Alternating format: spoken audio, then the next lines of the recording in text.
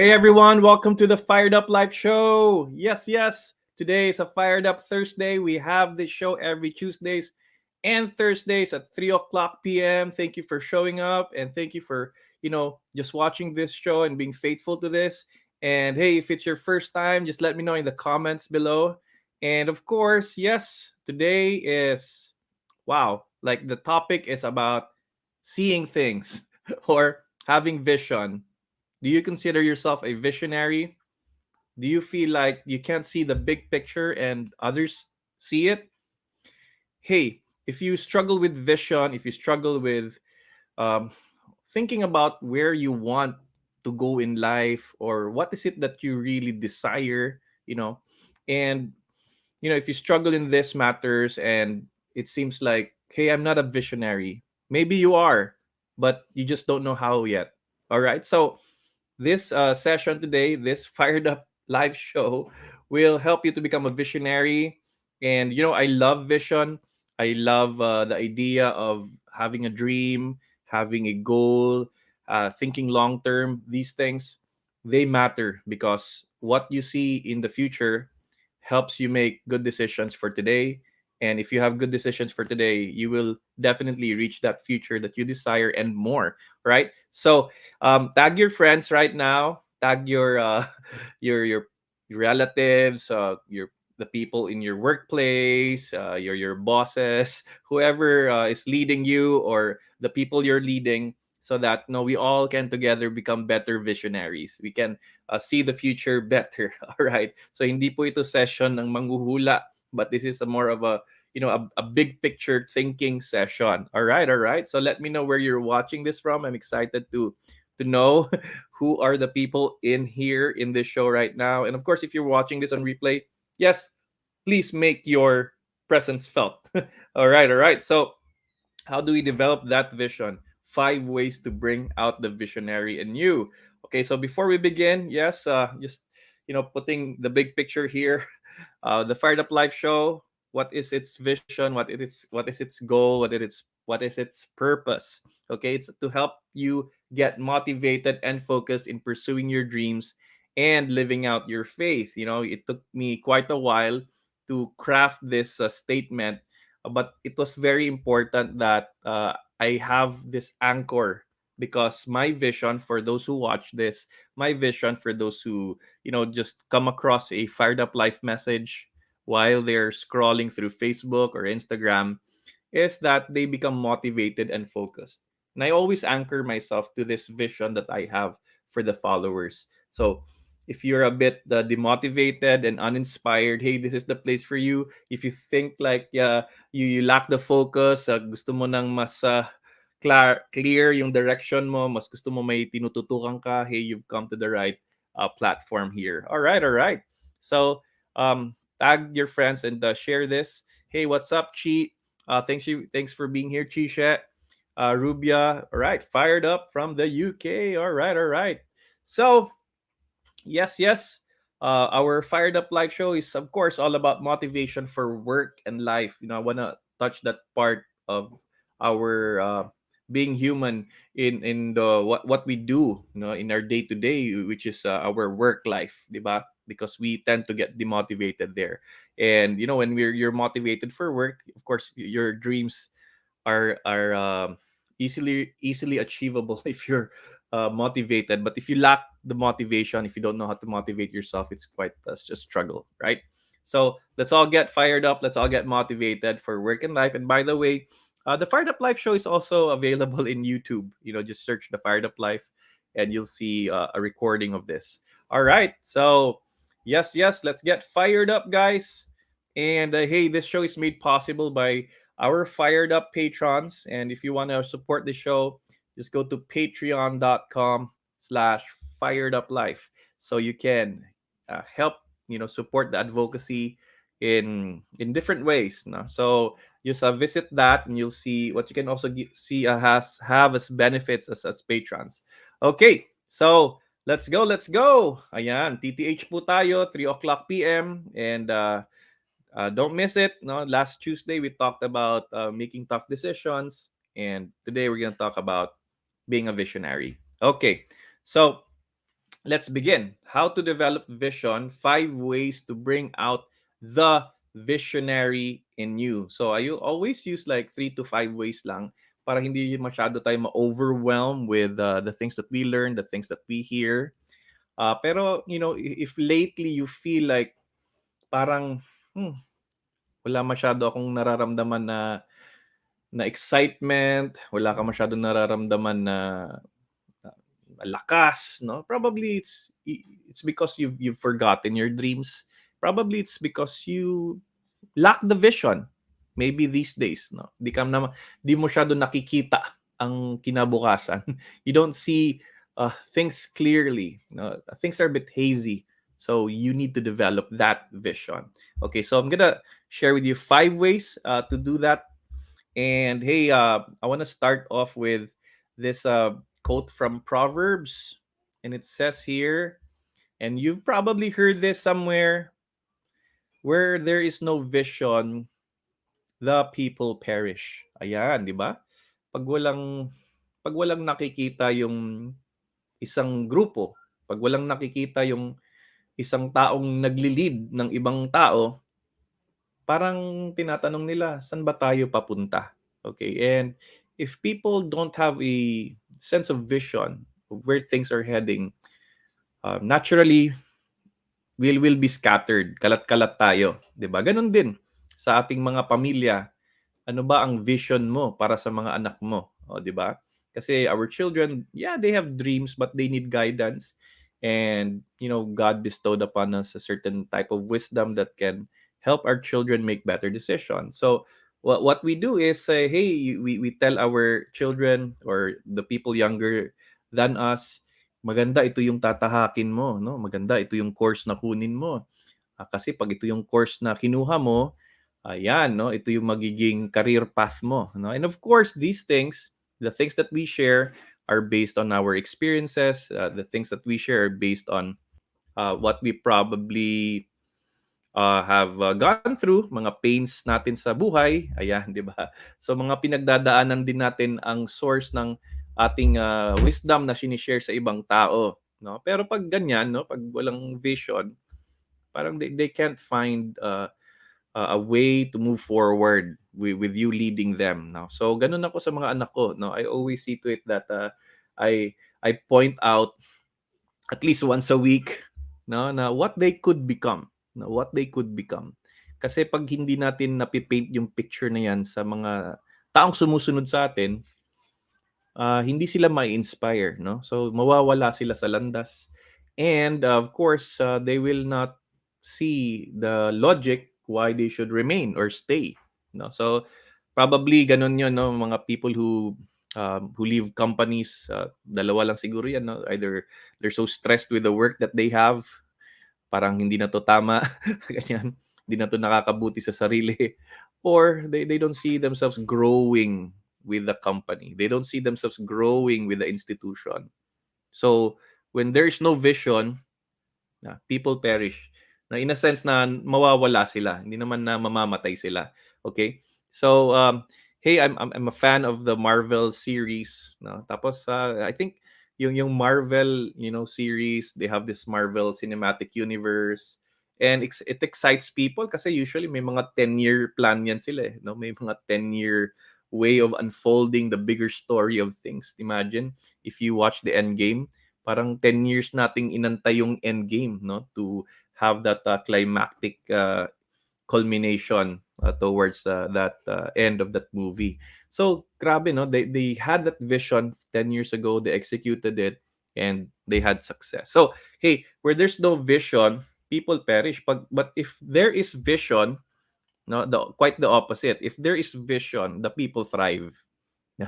If there's vision, the people are excited. When there's vision, there is a collaboration, there is unity, there is oneness, di ba? So, hey, let's take a look at vision a little bit deeper, a little bit more seriously this time.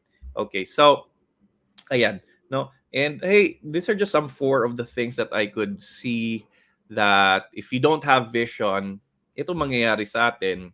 Number one, aimlessness. No, pag sinabing aimlessness, para kang you have a bow and an arrow at hand, but saan mo ba, there's no target. No? So pag ganun, aimlessness, you're always stressed because you have these things in your midst. You have your weapon or you have your resources, but you don't know where to put it. You don't know where to direct it. You don't know how to use it.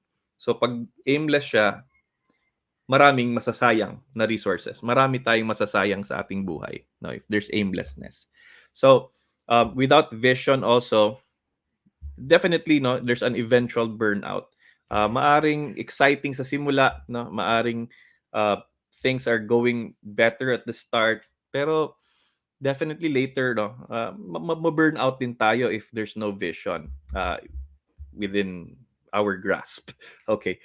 Next is, no, without vision, there's a loss of purpose. 'Di ba? Pag wala tayong nakikita for the future, ano pa ang saysay ng ginagawa natin? Bakit ba natin ginagawa 'to? Bakit ba tayo nagkakandahirap sa pagtrabaho?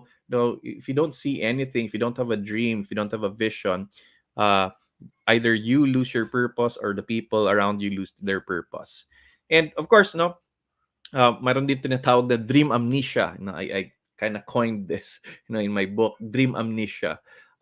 Parang may pangarap ka dati pero dahil sa hirap ng buhay, dahil sa mga pains and struggles, you tend to forget what your dream was. No, you in a sense settle for something na lang.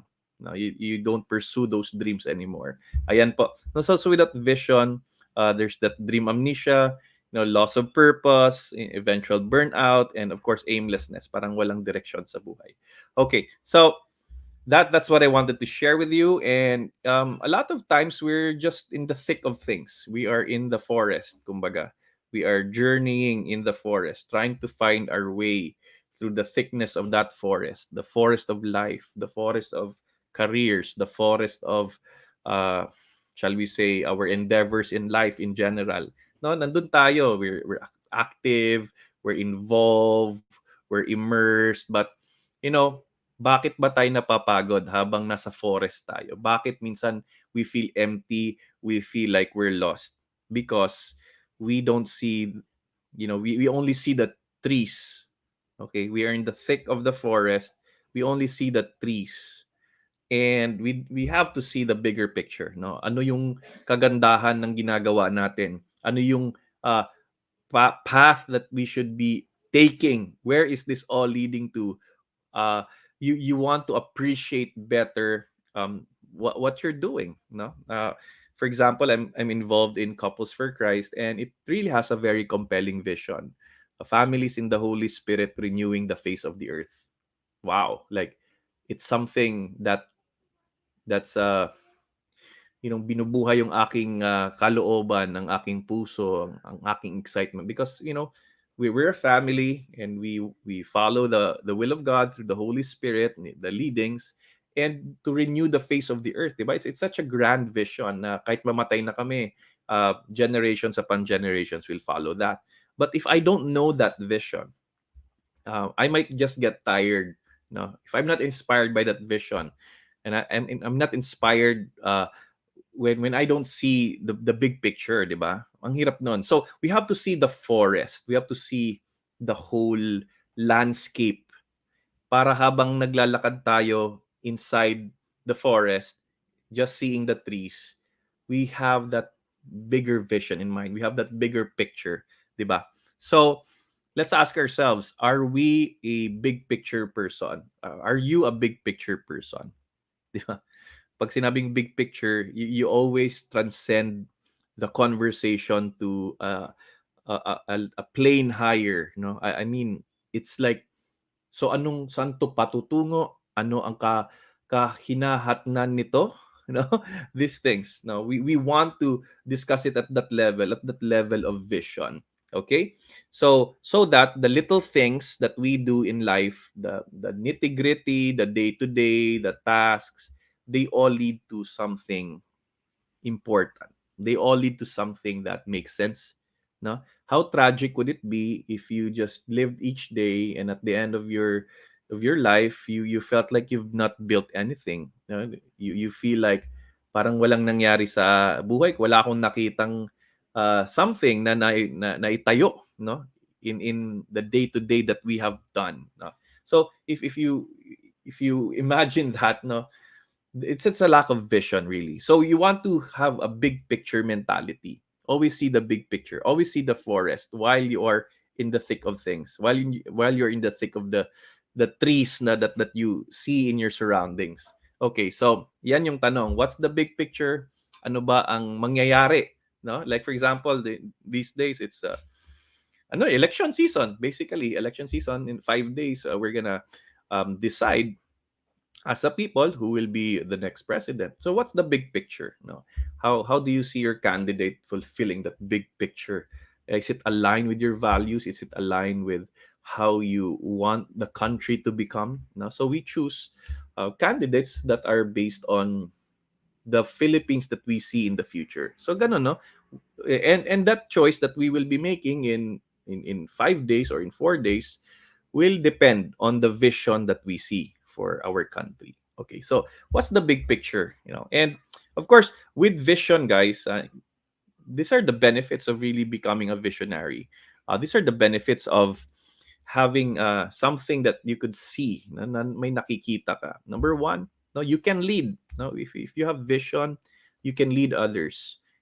Number two, if you have vision, you can decide with clarity. Parang hindi ka magdududa sa mga desisyon mo kung tama ba siya o hindi. Number three, if you have vision, you can be confident. No, ano ka? Um, you're like, okay, I'm confident that this is what I want to do. This is where I want to go. And of course, if you have vision, you can inspire others. Yan po yung mga consequences of having vision. And I hope you're excited about this because it's really important na may nakikita tayo. No? And we enhance that ability of our imaginations. All right. So there you go. So I'm gonna share with you 5 ways to bring out the visionary in you.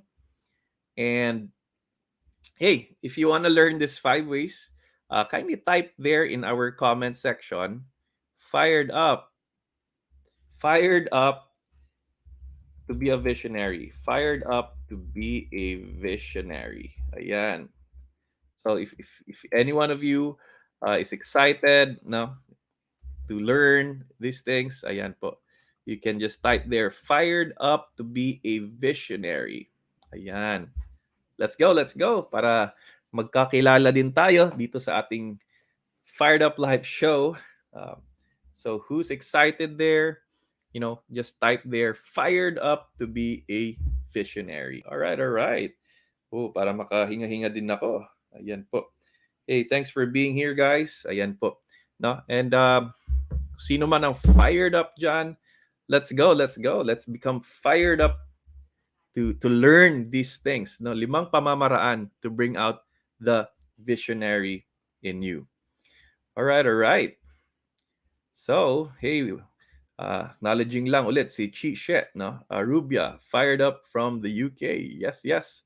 Okay, guys. Sino pa ang nandito? Rose is here. Fired up to be a visionary. Thanks for being here, Rose. Ayan. All right. So, dahil may fired up na, ayan, keep your comments coming. Let's get it on. Let's learn how to become a visionary. All right. So, number one, in order to build yourself as a visionary, take a step back. Ayan, napakahirap nitong gawin, no? Taking a step back. Kasi busy ka. You have to be on top of things. Pero pag medyo magulo ng lahat, pero kung medyo parang you can't cope with things anymore, demands here, demands there, demands from the right, demands from the left, ayan, parang take a step back muna and try to see, is this the life that I still envision? Is this part of the life that I want? Is this part of the dreams that I have? No? Take a step back muna. It's important na at least once a week you take a step back. Okay? Kaya nga may Sabado at Linggo, no? Especially Sunday. Every Sunday is an opportunity to take a step back, to be grateful to God for your blessings, but at the same time, assessing, taking a pause if you're still going where you want to be going. 'Di ba? Pause muna. Kasi pag masyado kang malapit sa trees, no, I was talking about forest and trees. If you're too near it, you won't be appreciating the forest. So what do? You go to a mountain and see the forest, or you climb up the tree and see the rest of the forest. And in this case, ano muna, back up muna, backing muna ng konti.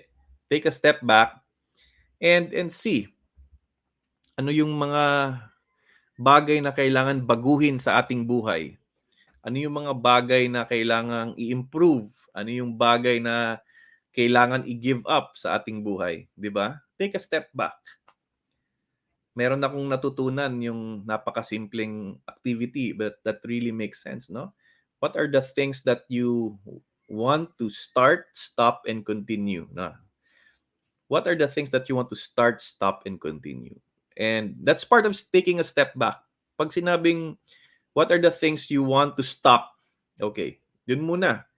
Ano yung mga red na, kung sa traffic light pa, what are the things that you want to stop? You want to stop getting involved in certain things. You want to stop this certain type of business. So sa aking journey, ganun din, no? I experimented on many things, especially in entrepreneurship. Certain products, certain initiatives. Then I would see if they're working. I would see if it's the right fit for me. Then I would take a step back maybe after 6 months of trying it and assess, ito pa ba, no? Ito ba ang gusto kong gawin? Is it creating the results that I envision? No. So if it's not, and I'm seeing other things that are working, no, I take a step back and say, discontinue muna. So discontinue. So taking a step back, what are the things you want to stop? And what are the things that you want to continue? Ano yung mga nagwo-work? No, what are the things that are working in your life right now? No, part ng taking a step back yan. Pag nagwo-work siya and you're saying, hey, this is part of my dream, this is part of the vision, this is part of the bigger goal, then sige, go, continue. Galingan natin dyan. And there are things that you want to start. No, kasi may tinigil ka, maybe you have realized the things that you wanted to stop, you realize the things that you want to start. Okay? So you can move forward with innovations, and this thing that you want to start, is it still aligned to the bigger picture? Is it still aligned to the bigger dream that you have? Okay, so yun yung una. Now, to develop the visionary in you, you have to have this habit of taking a step back. There's a move in basketball, no, na ginagawa ng mga three-point shooters, yung step back. And no, so they're approaching the ring, then they suddenly take a big step back and make the three-pointer. Magaling si James Harden nito. Magaling yung sina Steph Curry dito. They take a step back, so they are separated from the guard that's making it hard for them, taking a step back, and that's the three-point shooter. Ganon. So maybe you can make a big three-point shot by taking a step back, assessing your life, pausing muna. Dun pa ba ako gusto pumunta? Do I still wanna go there? Do I still wanna be there in this direction? So you can shift. Okay, so that's the first thing that I want to share with you. Take a step back in order to develop your vision. So it's not what you look at that matters, it's what you see, no? So nung nakita ko tong quote na to, when I saw this quote from Henry Thoreau, or Henry David Thoreau, when I read this, anong ibig sabihin nito? It's not what you look at. Kasi meron kang tinitingnan ngayon, yung negosyo. Okay? Yung empleyado, yung tao, yung institution, yung organisasyon. You see things. You look at these things. It's visible. But what do you see? Ano nga ba ang nakikita mo? It's not what you look at, it's what you see beyond these things, the potential of these things. All right?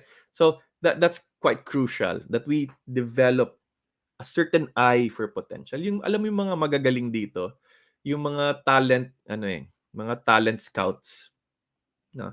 So they go to tryouts or they go to auditions or they call for the auditions and tryouts.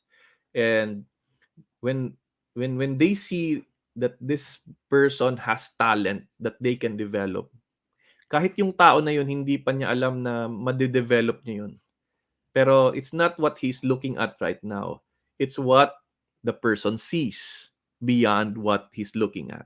Okay? So magaling sila sa ganun. And later on, this person becomes a great potential. This person becomes a great asset in the organization because of what another leader saw in that person. Di ba? So it's not what you look at, it's what you see. Number two, try to see things from a heavenly perspective. Now, syempre, meron tayong desires. We have things that we want to achieve in life. We have things that we want to reach, goals to pursue. But is it aligned with what God wants for your life? No. Madali lang nating isipin na ito yung pangarap ko, pero gusto ba ng Diyos yan? No? So, easily when we discern for that, number one is the path I'm pursuing the righteous path?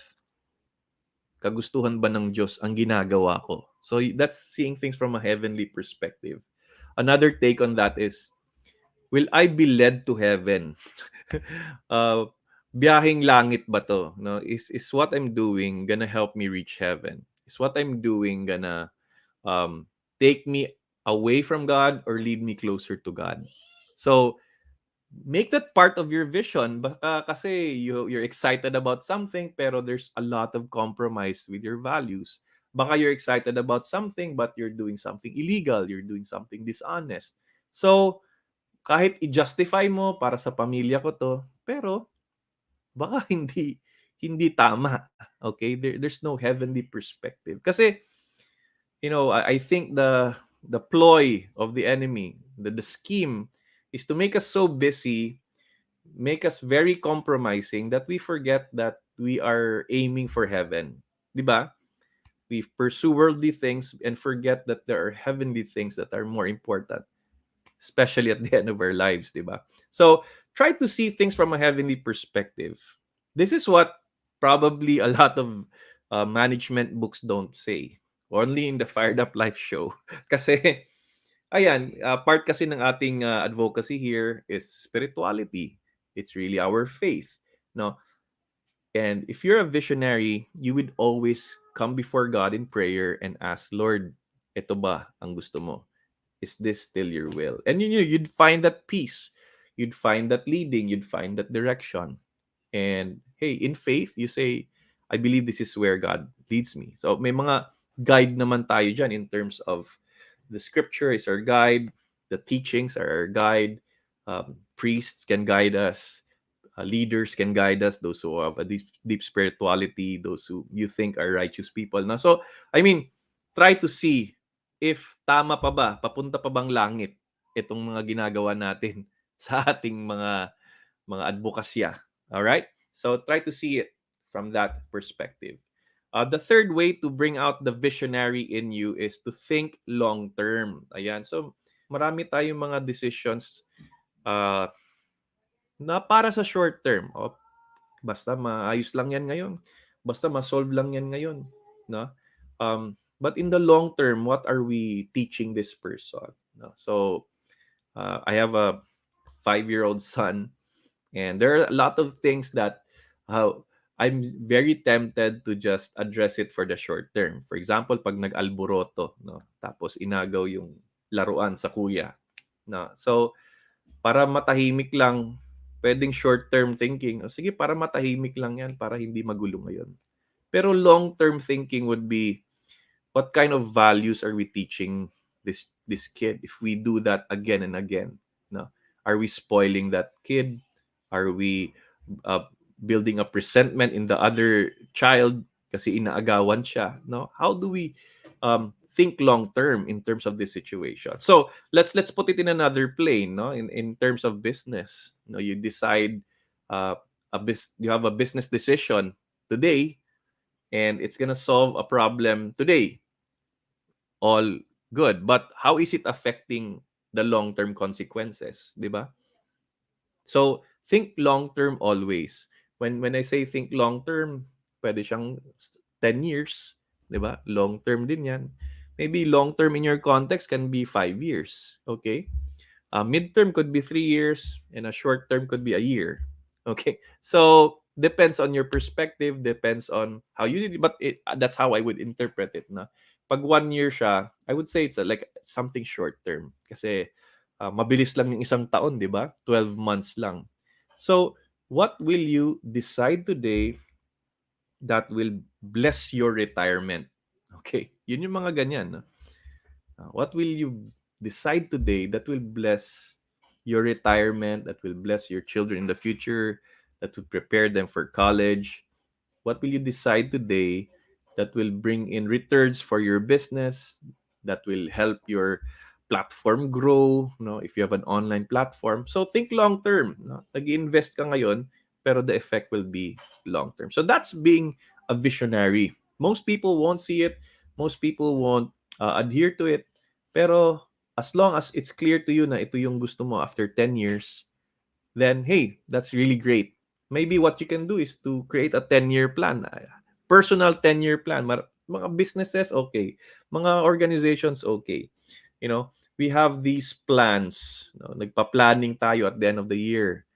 Pero how about you? What is your personal long-term plan? Saan kayo ba titira long-term? No, in the long term, are you gonna stay in that country? Where are you gonna retire? What do you want to do when you're 50, when you're 60, when you're 70? Okay, so that's thinking long term. And when you start to think about these things, wow, you have to make decisions today that would affect that. Okay, so think that. Now, number 4 is practice talking about your dream. Ayan, sa asawa mo, sa mga kaibigan mo, parang, mag-usap kayo ano yung mga pangarap nyo sa buhay. Practice it. Kasi when you talk about it, um, magkakaroon siya ng, you know, um, magkakaroon siya ng fruits because may seed ka na pinunla.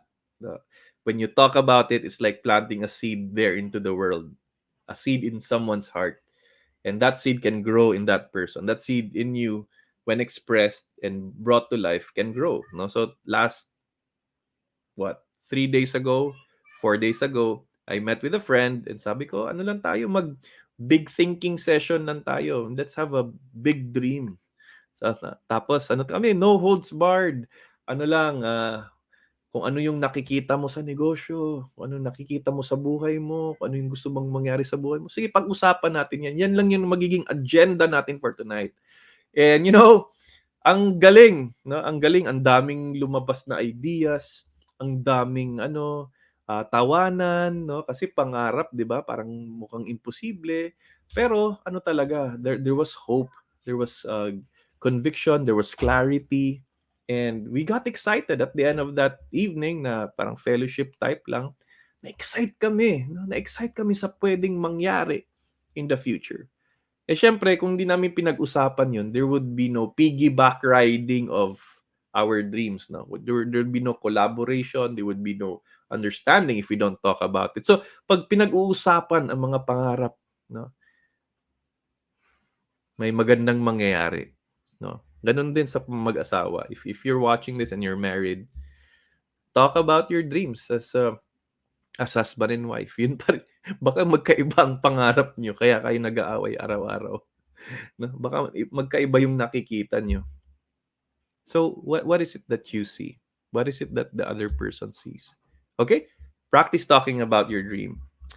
Number 5, and the last point that I wanted to share is, if you're a visual person and if you're struggling of what you indeed see in the future, baka wala ka namang nakikita gaano, pwede nyong i-drawing. Some have vision boards. But, simple stick figures. Just draw. your dreams. Sulat nyo lang. Then maybe you see a car. That's okay, no? Maybe you see a big home. Maybe you see savings in your bank account. Maybe you see you go living by the beach, you know. Maybe you see yourself serving, no. Sulat nyo yan, draw nyo yan. Then, whatever you draw there on that piece of paper, or maybe on a whiteboard, or maybe in a cartolina, or a Manila paper, whatever you see there, start to create like a statement that describes it. Describe your dreams through words. Sulat nyo, no? Kasi the drawing can trigger, no? Kasi minsan pag hindi natin na-drawing, no, hindi mo nga na-draw eh gagawin mo pa, no? If you can't draw it, then most probably you can't execute it, 'di ba? So stick figures lang, no? Doesn't have to You don't have to be uh, a genius in art to do that, no? Stick figures lang, drawing mo. Kasi pag na-drawing mo 'yan, there's power in that. Pag na-drawing mo 'yan, no? Ibig sabihin pag you're able to envision it. Literally, you're able to envision it because you're able to draw it, no? You see it, you see your dream in stick figures. You're looking at it, but you see it. You see the what's behind those stick figures. Okay, so you draw your dream in detail. I mean, draw your dream, then describe it in detail. Write a statement for that. No? And I'll tell you, um, grabe, there's gonna be fruits that will come out of that, diba? All right, so those are the things that I wanted to share. But before I do a summary, vision without execution is delusion. So madali lang mangarap, pero we can say madaling mangarap, pero baka hindi tayo marunong mangarap. Yun yung sinusolve natin ngayon. Marunong ka bang mangarap? Okay, do you know how to be a visionary? Can you envision something? And once you pin down that vision, kailangan ito execution. Ang mahirap kasi kung execute ka ng execute, wala namang papupuntahan. Nakakapagod 'yun, di ba? Pero kung vision ka lang ng vision, hindi ka nag-execute, ayan, nasa dreamland ka lang. No, you're not able to transition. Okay? So, make sure when you are able to craft a vision, you start to execute right away towards that para hindi tayo delusional. Ayan. Okay. So, again, vision without execution is delusion. So, here are the 5 ways that I just mentioned. 5 ways to bring out the visionary in you. The first is take a step back, pause muna, assess, start, stop, or continue. Tutuloy ko ba to? Ano bang bago kong gagawin para ma-achieve yung pangarap? Ay titigil ba to? Ayan, no? Take a step back, assess lang. Is this still the life I want to build? Okay. Number 2, try to see things from a heavenly perspective. Kagustuhan ba ng Diyos to? Hindi ko ba hindi ba ako nagkakasala pag ginagawa ko tong mga bagay na to, no? Baka akala you're building something but it's not according to God's will and plan, no? So, try to see things from that perspective, no? From the heavenly perspective. Papunta bang langit 'yan? Number 3, think long term. 10 years, 20 years, retirement. Consider these things already. Fourth is practice talking about your dream. No, may kaibigan ka or your spouse. Pag-usapan nyo, what is the life that you ideally see? No? If you can build that life, why not? Okay, so practice talking about that dream. And lastly, fifth, no, is a very practical exercise, which is just draw your dream. After drawing your dream, describe it in detail. And if you can draw it and if you can describe it, then you just have to execute it. Diba? So these are the 5 ways. Let me know which of these 5 things you find helpful. Which of these 5 things that you can immediately apply in your life today. All right. So hey, sabi ni Rob's Riza. Pedregal, yes. That's true. You have to visualize or imagine the vision so you have a parameter if you're achieving the vision, 'di ba? Nakakapagod kaya 'yon if you just do things without aiming something, 'di ba? Pag wala kang vision, other people will tell you what to do. Ganun lang, no? If you can't craft your dream, you'll be pursuing their dream. You'll be part of their dream. Nothing bad about that if you believe in that dream. But it's either you have a dream and build it, or you become part of somebody else's dream. Nothing bad about these things as long as you believe in both of them. Diba? So, yes, Rob, ano siya, para may parameter ka, para may measurement ka kung okay pa ba tong ginagawa natin. Are we still succeeding? If we have a vision and if it's aligned to it, then yes, it's good. It's good. Thank you. Thank you for your comment. Hey, Janet, thanks for being here. Think long term for my retirement. Ayan, di ba? Minsan nakaka-guilty to kasi, di ba? Hindi natin na papaghandaan masyado. Pero ayan, no, pag palapit ka ng palapit na to 50s and 60s, then you're on your 70s. Parang we start to think more and more about this thing. So we don't want to panic. We want to start thinking about our future early enough. Okay, thanks, Janet, for being here. Awesome, awesome. I love this session. I love vision. I love to talk about dreams. I love to talk about long-term plans. Ayan. So it was a delight having this session with you guys. So that's it. Now keep commenting. Let me know which of the 5 things that really struck you today. You can support the show also para tumuloy-tuloy to, no? I need your help in keeping the show running so that we can, come up with more topics so that we can fire up more people so I can be more available to you guys. Support the show. You can be a patron. That's our number one recommendation para tuloy-tuloy. You can also send stars as a way to support. Another is there's also a supporter option through Facebook. Ayan, you can do that. And of course, practically, some people would request this. Send support through GCash, no, through that number there on the screen. Hey, any of these things can support the vision of the Fired Up Life show to help you become more motivated and focused in pursuing your dreams and living out your faith. That's the vision mission of the Fired Up Life show. Okay, of course, yeah, go to that link. It's there in the descriptions. And of course, hey, thank you guys for our patrons and supporters who've been really, really faithful to the vision of Fired Up Life. Okay, salamat po sa inyo. Ayan. Keep supporting the Fired Up Life show, guys. And hopefully we can add more people to this list. Ayan. So if you're one of them, please consider, pray about it. If this is blessing you, and if you think this can bless others, then go ahead, be a Fired Up patron, be a Facebook supporter.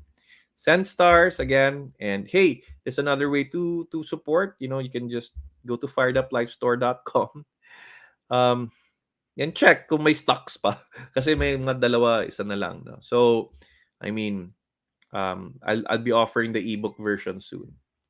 And of course, if you're part of an organization and you're looking for someone who can train your group, I have these 5 things that I offer: team building, a leadership training. I have a passion a training program. I have customized values formation. If you have core values, tapos wala kayong teachings about that, wala kayong formation program in your company about that, I can customize it. And 5th is a spiritual retreats and recollections. I can do that for your company as well. Okay. And if you're a creator, guys, you can go to Fired Up University, firedupu.com. And if you feel like you want to build your message online, if you want to evangelize people online, if you want to make it better with your marketing and create more leads, no? So you can be a creator. And yeah, go to that website, firedupu.com. That's it. That's it. And hey, I pray that you grow in your vision. I pray that you become empowered to see more and more of the future as you pray about it and as you pursue it. Amen. All right, that's it, folks. God bless you. Keep being fired up. Continue to be fired up to be a visionary. Bye. God bless.